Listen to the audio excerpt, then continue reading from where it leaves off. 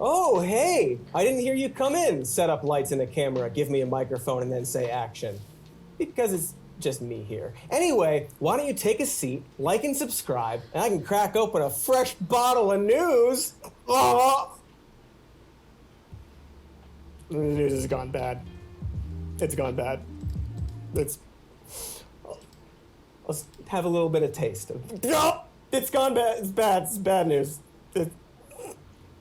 The news is very bad.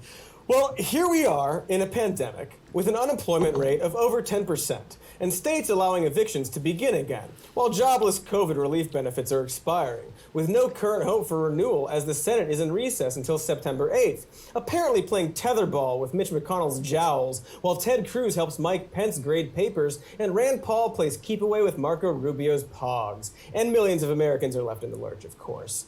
Well, I guess it couldn't get worse. Haha, nope, of course it gets worse, obviously. As there are so many people without jobs, no way to get a job, their COVID relief unemployment insurance expiring, and evictions now resuming, an estimated 30 to 40 million people are in peril of being evicted in the next few months, according to the Aspen Institute, which would be the largest mass eviction crisis in American history. Well, other than the whole genocide of Native Americans. Remember how we did that? It's not the same, but you get my point. Unless something is done, 30 to 40 million people will be left houseless. So, hey, that seems like, bad news. Yeah. Don't worry, though. Everything's apparently fine, according to Mr. President Donald Trump. The president Donald this Trump. whole COVID thing is working out just fine, who also gets tested for COVID multiple times a day and makes sure everyone who meets with him gets tested. But even though us commoners don't have access to Whitman's sampler boxes of COVID tests, we'll be fine. Well, some of us. Here he is explaining it's simply not a big deal that COVID relief is getting cut off for people. So I think we've done very well. We've had 3 phases. We're into phase 4. We've gotten everything we wanted, and we've also gotten a great economy. All you have to do is take a look at these charts. Our economy is doing good. Who's he trying to fool? We want different things than them. I want money for the people. They want money to bail out Democrat governors and Democrat mayors. Listen to me. My people are doing very good, and my people call me. They're in the office. They call me when it's right. Nobody knows the deal better than I do. When it's right, I'll meet. But right now, it's not right. They want $1 trillion to bail out badly run states. They're Democrat. They're Democrat states. Will something happen? Possibly. But I want to tell you, the country is doing very well right now. We can live very happily with it, without it. 30 to 40 million people facing eviction in the coming months. Okay, so honestly, if we think about the democratic states that might need a little bit more help, it's because in all reality, a lot of these blue states and the governors running these blue states have been notorious for shutting down business, maintaining shelter-in-place orders, and trying to keep as many people safe, which has slowed down their economies. The states that are doing well, I guess, the states that are doing well or better are the states that have allowed their economy to remain open and have put their residents directly at risk for a higher number of COVID cases. But at the same time, some of these states like Texas, Florida, Tennessee, even, they have issues, specifically Florida, they have issues with some of their COVID cases being askew, meaning that it seems as though the CDC or the state level, those who are in positions of power at the state level overseeing the number of cases as part of the Health and Human Services Department of each state, they're tampering with evidence. So we don't necessarily know how bad the COVID cases are in these states that have remained open or have remained semi-open. But still, those are the cases where we know Republicans have issued orders to keep things going, and at the same time have worked to try to undermine the total number of COVID-related deaths and overall contracted cases. So take that. Take that with a grain of salt, I suppose. Yeah, horrible blue states. No, those aren't blue states. I'm talking about like California and New Mexico and some of these other New York, where higher cases, a little more populated areas in some cases, New York and California specifically, they have to a certain degree. Ella Jackson, I don't know if you know this, but it's not very nice. It is not very nice to say that. It is quite a backhanded compliment. But yeah, blue states have, for the most part, issued more protections to their people, and their economy has slowed down as a result, and that might be the reason for more bailout money. Just because they kind of give more of a fuck. Not a bad thing. Not a bad thing. It's fine. Many people are saying, in fact, we're doing very well. Many people are saying it. Have you seen the charts? Look at the charts. Trump's just keeping money out of the greedy hands of Democrat governors and everyone living in their states, as well as all the relief money for other states, with Republican governors too, and everyone facing evictions. But again, look at the charts. The economy charts, doing very well. Many people saying this. And Trump's people are doing very good. They call him... In all reality, some of the red states, their economies are doing better. That's because they didn't issue shelter-in-place orders or any protections at all. No mandates at all. Not now. To help the people not get COVID. Right. Not before people get evicted. Later. By the way, did you look at the charts? Many people are saying they're beautiful charts. But let me tell you, the country is doing very well right now. With it, without it, with 40 million people being evicted, or maybe a giant subterranean volcanic eruption with hot magma going everywhere. Many people saying this. Beautiful magma. Doing very well, though. The country is doing very well. My people love the magma. They call me up. The magma is doing very well. So millions of people are getting cut off of COVID relief. And in fact, many people never received the relief they were supposed to get. Some argue, however, that this is actually a good thing, because financial relief during a pandemic makes people entitled and lazy. The policy that Nancy Pelosi and the Democrats are pushing adds an additional $600 a week of federal money to unemployment. We have the unemployment system. Right, and McConnell wants to take it down to 70% of prior wages. The problem is, for 68% of people receiving it right now, they are being paid more on unemployment than they made in their job. And I'll tell you, I've spoken to small business owners all over the state of Texas who are trying to reopen, and they're calling their waiters and waitresses, they're calling their busboys, and they won't come back. And of course they won't come back, because the federal government is paying, in some instances, twice as much money to stay home. So that was Ted Cruz arguing that offering COVID relief benefits of $600 a week is excessive, because that's more than what low-wage earners were earning before. And Cruz it's like $24,000. And it's like $24,000 in total a year, which is like well below the poverty. It's like right in the poverty line almost. Like you're still in poverty.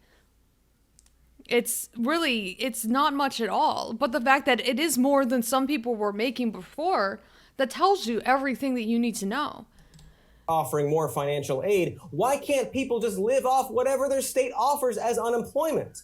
Well, each state has its own unemployment system, and it turns out that not having a universal social safety net makes things complicated.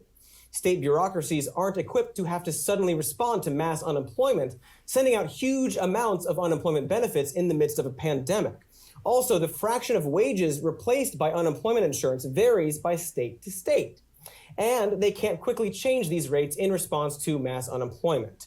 Take, say, a worker in Alabama, and they make $500 per week, which according to Ted Cruz is enough for them, and they lose their job. Under Alabama law, the maximum unemployment compensation they could receive is $275 per week. But what if their rent is more than that? Assuming they even get their unemployment insurance payment, they're in danger of being evicted without the supplemental $600 relief. So the only way to make sure millions of people aren't suddenly unable to feed and house themselves is to give nationwide unemployment benefits. And since state unemployment insurance systems are built on top of ancient pivot tables created in Excel 95, it makes more sense to just give everyone a standard amount. And if calculating a specific amount for each individual was an option, you'd think Ted Cruz would suggest it. Weird. Wonder why he doesn't suggest that. Of course, even the nationwide CARES Act relief is not managing to reach everyone. So that's, it says cool, but I think it's being sarcastic. But hey, maybe Ted Cruz is right. Financial aid during a pandemic is going to spoil people, especially if it's more than the paltry sum they usually earn during their lowly jobs, such as providing food or farm labor or sanitation or building things in a factory that gets the real hard workers like Jeff Bezos lots of money. You know, jobs for people inferior to the colonel over here, whose job is to tell other people that they aren't worthy of being paid too much money to live. Maybe once people get a taste of the sweet luxury life of getting a basic amount of money to be able to feed and shelter themselves, they'll just refuse to go back to work. Even though technically unemployment benefits get cut off if they refuse to take a job. But hey, does this look like the face of a man who didn't do his research, or the face of Grandpa Munster dressing up as a Confederate general for Halloween, but it's at the last minute, so the fake beard is his pubes? It's both.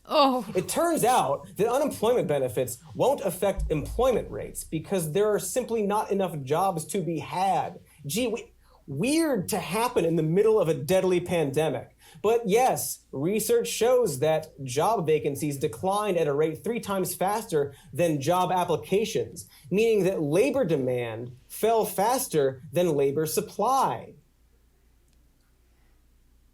Economics! Hey, we talked about that not too long ago. There are simply not enough jobs to go around right now. And in fact, cutting off unemployment benefits may imperil even more jobs because that relief money is getting spent on buying things, you know, like food, necessities, and things to make life livable while stuck inside all day. Research has found that CARES Act unemployment relief actually increases spending for recipient households, which it turns out is actually important to support other jobs. Hey, remember all that jerking off about how important the economy is? And it's so important that we should kill millions of people off with COVID? Well, hey, if we give people spending money, that helps the economy too. Although I guess it is more fun in a sort of heavy metal way to just murder a bunch of people to get the economy going. So what happens when we don't give people financial relief during COVID? Well, we don't have to guess because it's happening now. As I mentioned earlier, 30 to 40 million are facing eviction. But to put a face to those statistics, here are some posts from the subreddit, unemployed. Here's a post from someone who spent their unemployment and relief money on rent and utilities, can't find a job, and so they're down to their last $18.91. This person says they now can't afford insulin and says that hopefully their inability to pay for food will at least help with their diabetes. They write, Jesus. I never worried in my life about politics affecting me so personally, but here it is at my front door. Here's another post from someone in Kentucky who is out of work, can't get a job, isn't getting the back pay they're owed, and says their whole family will be out on the streets soon. The poster begs readers to pray for them and to vote. There are many other posts similar to these from people who are down to their last few dollars, who have been completely abandoned by their government, both locally and nationally, who don't know what to do. Sorry, there's no jokes in this section. I didn't think raw human misery could be punched up. But hey, if you stick with me, maybe I'll play a fart noise or make fun of how Ted Cruz's beard looks like a cat vomited up, again, his pubes. It really does. Oh, God. So here we are. Millions and millions of people face poverty, hunger, and eviction because people like Ted Cruz think that being able to afford food and insulin will make them spoiled. And that means millions of people are about to become unhoused, homeless. So I think it's time that we have a hard conversation about how the U.S. treats our homeless. because the callousness in this country towards those who are left without shelter and food is really disturbing. And God, I could use like a fart sound effect or something to just, like lighten the mood. No? A slide whistle? My tie, like I'll get a tie, I'll go sproing something. Here we go. Time to face some of the ugliest truths about America. Wowee! We are such a fun comedy YouTube show. Anyway, I'll be right back, it's Chad. I need to terrifying get... that so many are facing homelessness right now because there are forces in the U.S. that not only do their best to ignore the plight of the unhoused, but actively work to subjugate them. Law enforcement, legislation, and propaganda all work hand in hand to create a system of abject cruelty towards the unhoused. We like to call this the anti-homeless brigade of soulless f***ery. I'll soon go into detail about what the Brigade of Soulless F***ery actually does, but first, I want to lay out why it exists. Why is there dehumanizing rhetoric in corporate media against the unhoused? Why do cops crack down on them? Why are there attempts to try to make being homeless literally illegal? Well, there are a few reasons. First, it's to cater to the needs of businesses. Many businesses want to clear away unhoused people so their customers don't have to look at the yucky poor people. So the homeless must be cleansed. Now, if that sounds weirdly genocidal, it is. Secondly, by eroding away empathy for the homeless and going with the narrative that they deserve it, we remove our responsibility to improve our society. That means, hey, lawmakers don't have to really do anything about all the people left out to fend for themselves on the streets because they're yucky and have cooties. And perhaps most insidiously, this anti-homeless brigade of soulless f***ery creates a carrot and stick mechanism.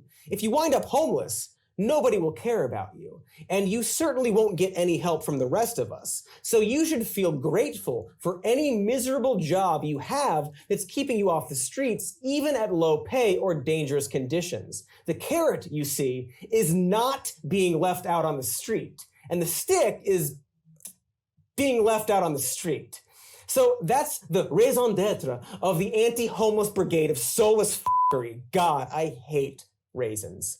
But anyway, let's take a look at some examples of the anti-homeless brigade in action. First, the goofy homeless person news stories. Here's one from the esteemed publication The New York Post. Homeless man smashes bottle over his head in NYC deli. Wow, how newsworthy. A man who seems to be in terrible distress. Do they interview the unhoused man to see why he's in such distress?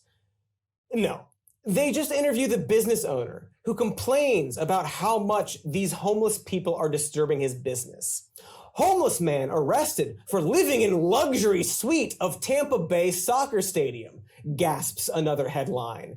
That shows a mugshot of a man who was arrested for the crime of finding shelter in a place currently not being used for anything in the middle of a pandemic. The news site didn't interview the unhoused man to see why he was left with nowhere to go in the middle of a pandemic, or why he might be avoiding crowded homeless shelters, again, in the middle of a pandemic. Instead, they interviewed a spokeswoman for the local police department who said, quote, he got into the merchandise store and was wearing a bunch of team merchandise. He made himself quite at home there. You get it, right? He made himself at home.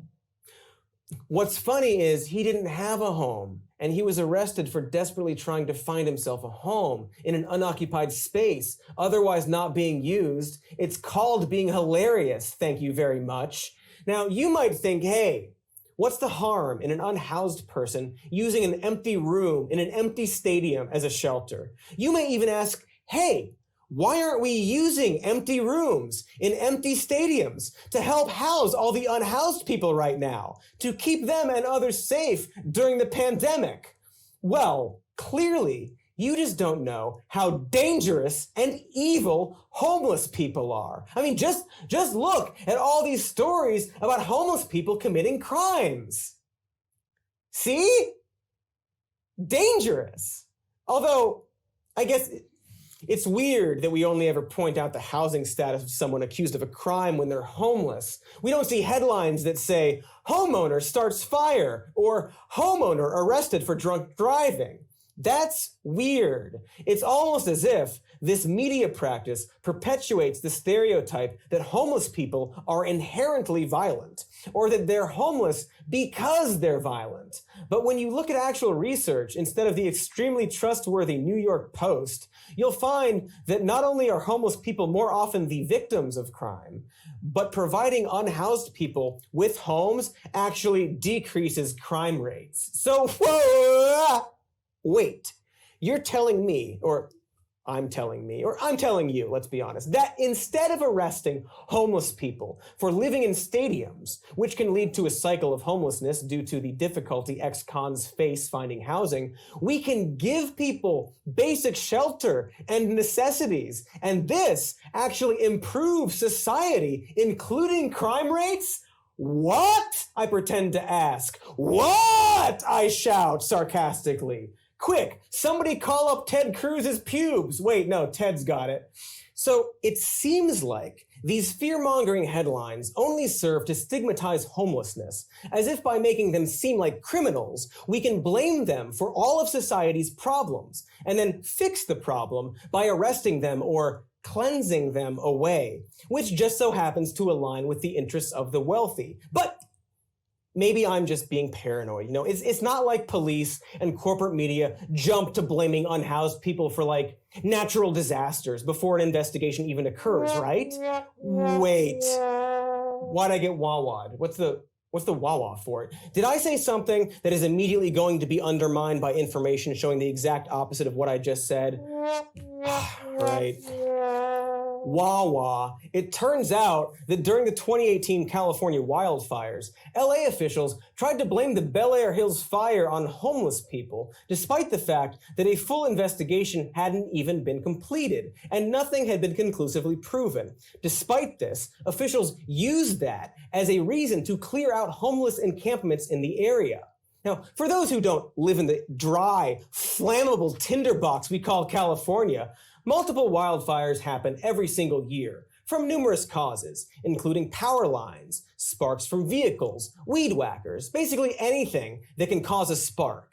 It's as if global warming and drought has caused mass drying of vegetation that will inevitably burn given the smallest spark. Weirdly, though, it seems like officials aren't confiscating all cars and weed whackers, and instead only care when the spark is allegedly caused by homeless people, because then the homeless need to be cleared away. And coincidentally, the wealthy people who lived in the Bel Air Hills area were, surprise, surprise, super jazzed at the opportunity to clear away the homeless. Nikki Minor, the vice president of the Bel Air Beverly Crest Neighborhood Council, said she wanted LA officials to focus on getting them, the homeless, out, clearing out their gear and keeping them out. I frankly don't care how they do it, as long as they do it. The homeless population needs to know they cannot set up in or near the hills, period.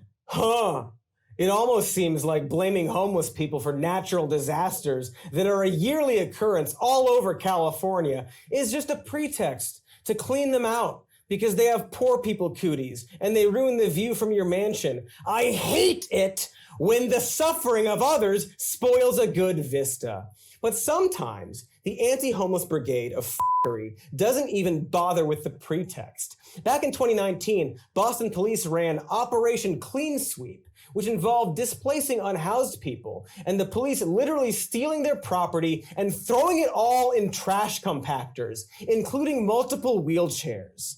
This is a pattern of cities using street cleaning backed by police as an excuse to displace and destroy the belongings of unhoused people. These street cleaning policies, like Operation Clean Sweep, treats and labels human beings as if they are trash. Not to be outdone, in some places, such as Atlanta, it's illegal to help feed homeless people without a permit. The excuse law enforcement gave for penalizing people for giving food to those in need sounds like the justification behind a sign that says not to feed the pigeons. The Atlanta Police Department police chief told The Intercept, quote, "Our stepped up enforcement has to do with an increase in the amount of and large numbers that congregate waiting for food, fights, trash, urinating, and defecating in the park, etc. They're dirty. They urinate. They're trash." If this sounds vaguely genocidal, that's because it is. This is the same language used to justify things like ethnic cleansing. When you relabel a human being as filth, you get to do things like steal their belongings and crush their wheelchairs in a trash compactor, something that literally happened. You get to justify installing spikes and barriers to keep unhoused people from sheltering from the rain under bridges or awnings, or from sleeping on benches. You know, spikes, like the way you keep birds off of buildings. Because apparently, as soon as you lose your house, you turn into a pigeon. Although, if that were true, at least lawmakers wouldn't try to have you arrested for sleeping outdoors. Then, when a pandemic hits, you get to justify leaving people in crowded, unsafe conditions out in sweltering heat where people die of heat stroke, even when there are stadiums and hotels and housing that's empty, that could be used to house people. But when they're labeled as trash, you aren't pressured to do that. You get to treat people like trash, which is, I'm gonna check my notes. Always checking my notes. Morally reprehensible. So, as millions of people are at risk of becoming unhoused themselves, it's critical that we stop the anti-homeless propaganda, policies, and police action. But one thing to watch out for is if people try to argue that this mass eviction crisis is different from normal homelessness, there may very well be an attempt to differentiate, claiming that, in this case, everyone is getting evicted through no fault of their own due to COVID. And this is true. But we should question the claim that other unhoused people are at fault or deserve it. Hell yeah. People who are left homeless during a pandemic deserve our empathy and help. But why not people who are suffering from mental illness, or people who are neurodivergent, or people who struggle with addiction, something that the field of medicine recognizes as a disease? Or what about people Water who are Tiger, stuck thank you in so the much for cycle of resubscribing poverty? 6 In a months in a row. pandemic, Thank you, it's Poogies. very easy to see how difficult it is to get a job when there are simply no jobs to be had.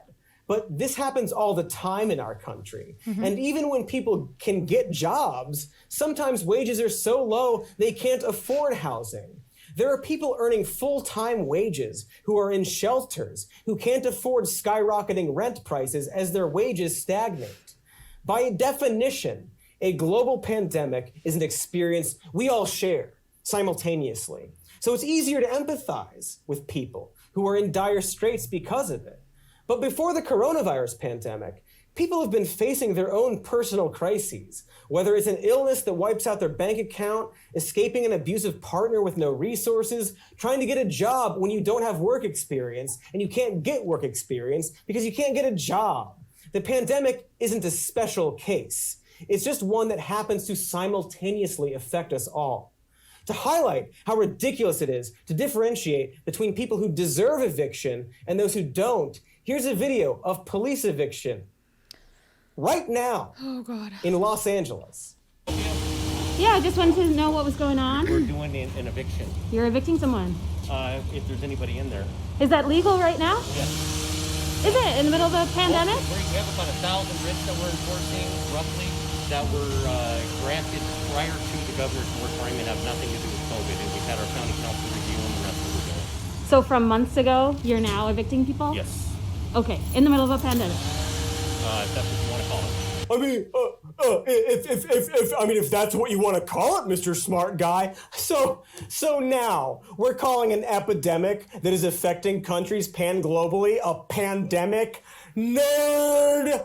If you think it's strange that evictions are happening in LA, even though the eviction moratorium has not yet lifted, it turns out if you can't prove that the only reason you can't pay your rent is due to COVID, you're fair game to kick out on the street. And here's another real-life Same deal with news the clip. CDC moratorium.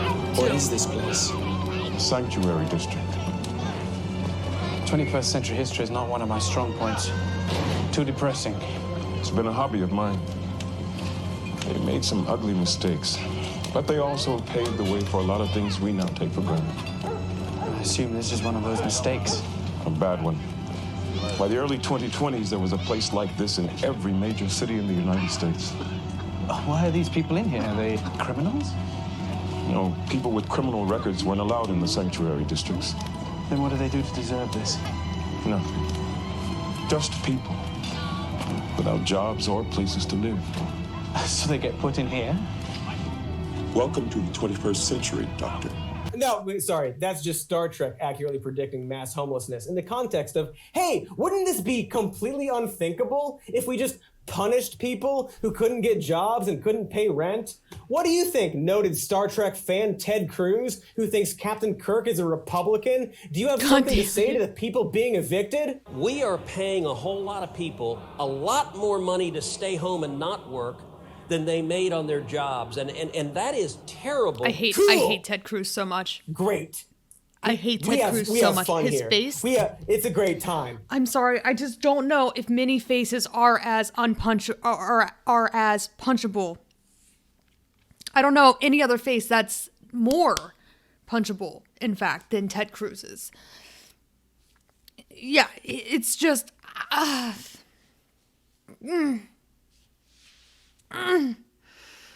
I'm trying not to explode right now, Chad, because it is incredibly devastating to know that you have people who are in positions of power who make major decisions impacting people's lives right now, deciding that it is more terrible to give people more money to shelter in place and stay out of harm's way.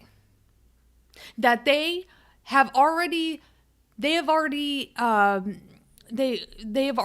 met a certain criteria that they are not important or worthy enough. Because if they were not making $600 a month, or that's the amount of money that they were making on a weekly basis, then they are the fucking rats of society that Ted Cruz does not give a fuck about. You're pinned as the sacrificial lamb.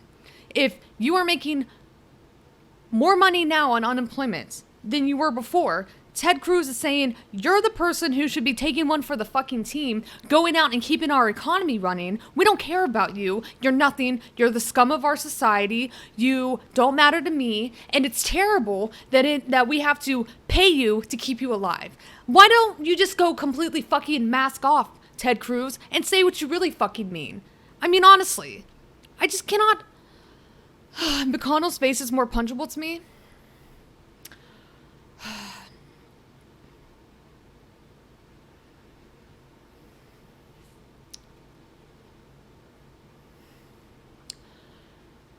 To think that the real disaster here is that we are paying people to shelter in place, to not be at risk for COVID-19, is somehow more problematic. That this is the more problematic option. That we are maybe saving people's lives, and we're giving them more money than what Ted Cruz thinks they deserve. And most of the congressional Republicans, I mean, Mitch McConnell led the way with trying to make sure that $600 in unemployment compensation was not included in the next bill. They don't care.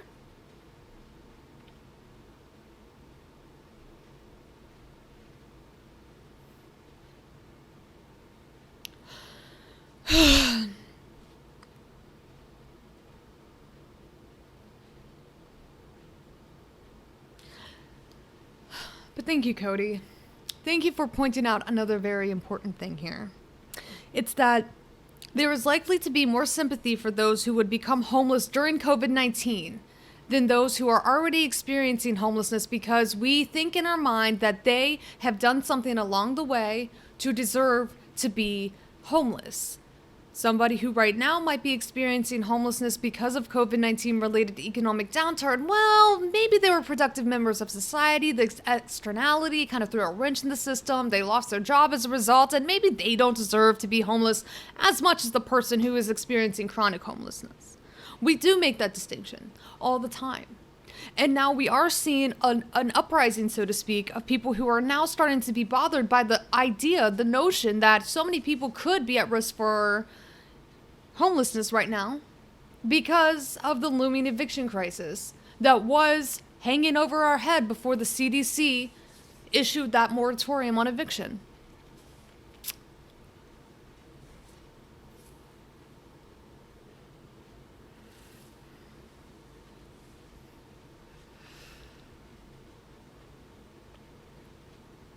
Ted Cruz, Mitch McConnell, and every other congressional Republican who is in a position of power to halt payments and to stop legislation from being written to offer full-blown protections to those who right now are at most risk for eviction is no different than the asshole in Beverly Hills who goes to their city council and screams, "Not in my backyard. I don't want to see these people who are experiencing homelessness on my block." It's the same level of callousness. It's the same lack of sympathy. It's the lack of humanity. And it's at every level. But it is so much more nefarious whenever this kind of insidiousness makes major public policy decisions. Major economic decisions.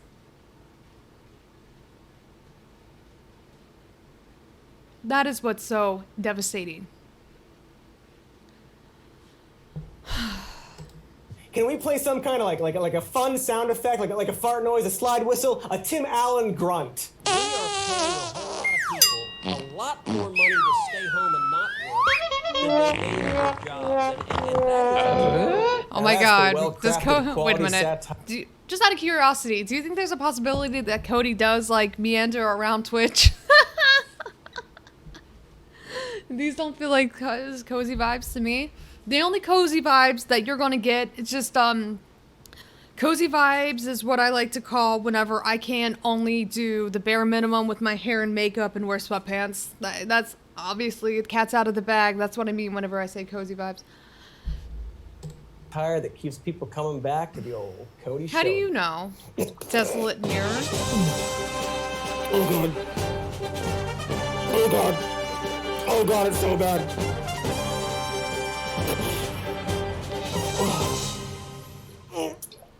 I didn't do that.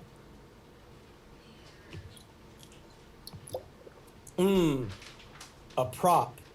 Thanks for watching. Make sure to like the video and subscribe to the channel. We've got a patreon.com/somemore-news and a podcast called Even More News. And here's to water.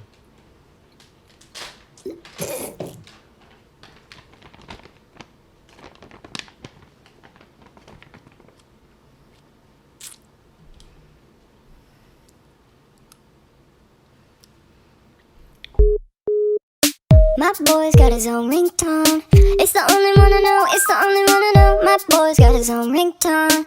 It's the only one I know, it's the only one I know. My boy's got his own ringtone. It's the only one I know, it's the only one I know. My boy's got his own ringtone.